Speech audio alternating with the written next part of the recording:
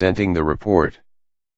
Subscribe for latest on financial crisis, oil price, global economic collapse, dollar collapse, gold, silver, Bitcoin, global reset, new world order, economic collapse, economic news, geopolitical news. Today, we talk about, China's central bank is working hard to stand still. While some of the biggest central banks are agonizing over changing direction, the People's Bank of China is working hard to stay right where it is.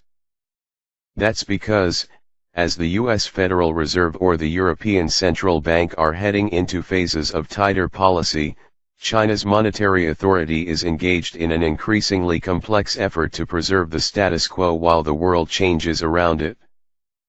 According to 60% of economists in a Bloomberg survey conducted this month, the PBOC's broad policy stance will remain roughly the same through the end of 2017. It's how they maintain the hold, though, that matters.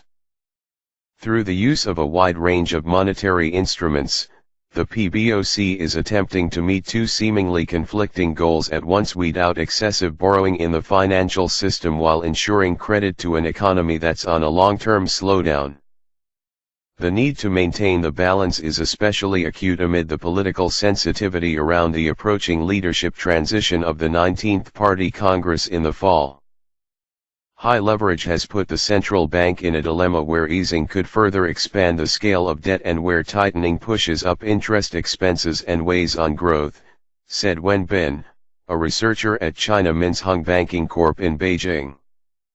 The PBOC is using open market monetary tools to stay flexible and strike a balance.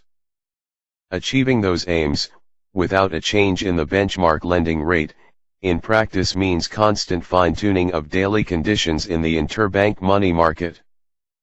Over the past year, the PBOC has poked and prodded traders using an array of lending and cash-absorbing instruments of different maturities. Here's that process in charts. Using different tenors to inject and withdraw funds from markets is the practical aspect of the PBOC's stated policy of keeping liquidity neither tight nor loose. Yet at the same time, for much of the past year, gradually rising interbank rates have been desirable amid a push to stabilize debt, crimping incentives to lend short-term within the financial system, while remaining wary of choking off credit to the real economy. The PBOC's preference for longer-dated tools such as 28-day reverse repo has raised borrowing costs. Now, as the economy may be set for deceleration in the second half of the year and some progress in debt reduction has been achieved, use of longer-dated repurchase agreements has been pared back. That management process isn't perfect though, especially as the PBOC doesn't often spell out what it's trying to do. Last week investors were left scratching their heads over whether a data error in a closely watched interbank benchmark rate, the one-week weighted average, was just that, or a hidden policy signal. In the old days when China ran a big trade surplus, the government used to spend large amounts of cash trying to keep the currency from appreciating. The PBOC thus accumulated a huge pile of outstanding funds for foreign exchange, the main component of China's base money. Now, with the trade surplus declining and the yuan becoming more flexible, the PBOC's injections in interbank markets are growing in importance as a contributor to base money. That has to some extent exacerbated the volatility of funding costs for small banks and non-banking institutions, who don't have direct access to the central bank for liquidity, but have to borrow from bigger commercial banks at a higher cost. While not directly addressing that issue, the PBOC said earlier this month that it would enrich the maturities of the reverse repurchase agreements that it uses to keep funding stable.